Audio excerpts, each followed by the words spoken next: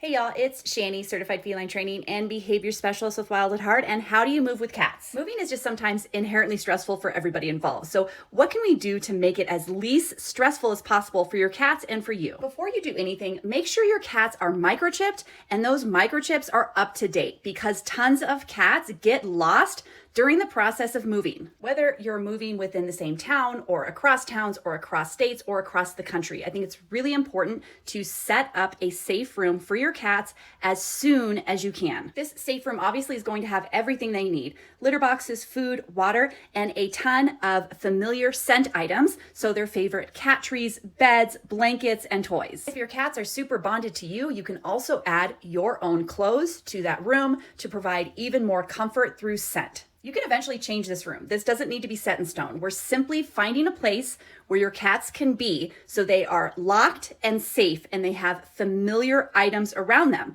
Because with moving, there's a lot of hustle and bustle. There's a lot of doors opening and closing, and tons of cats get lost during this time because people are constantly going in and out. We want to choose a room that's going to be as quiet as possible and not going to be disturbed with people coming in and out of it frequently. Depending on the length of your drive will determine what kind of crates you use and if you're going to have access to litter boxes during that drive.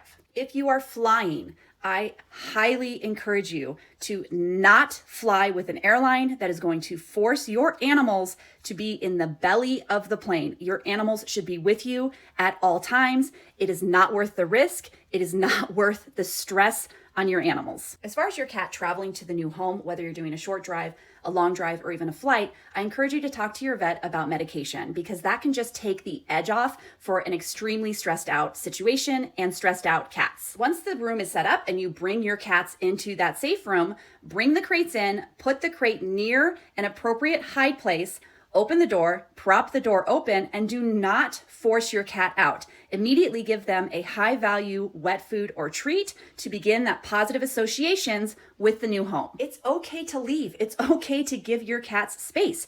There are some cats that might find reassurance with you being there, and other cats who just need time to decompress and check out the new space. And if you have cats that are a little bit more bold, I would encourage you throughout the day, if you can, to just go in there and try to engage them and play. Again, it's working on positive associations, it's giving them something to do in the moment, and it's going to further reduce their stress and build their confidence in the new home. Once the day has sort of calmed down, you can check in on your cats and see how they're doing. If they are out of their hide places, their tails are up high and they look calm and comfortable, sure, you can open the door and introduce the rest of the house. You can even make the rest of the house smaller by closing all other doors and just introducing the kitchen, the living room, the dining room, for example. But for some cats who are a little bit more anxious, a little bit more stressed out, leaving them in that safe room overnight is not a terrible thing.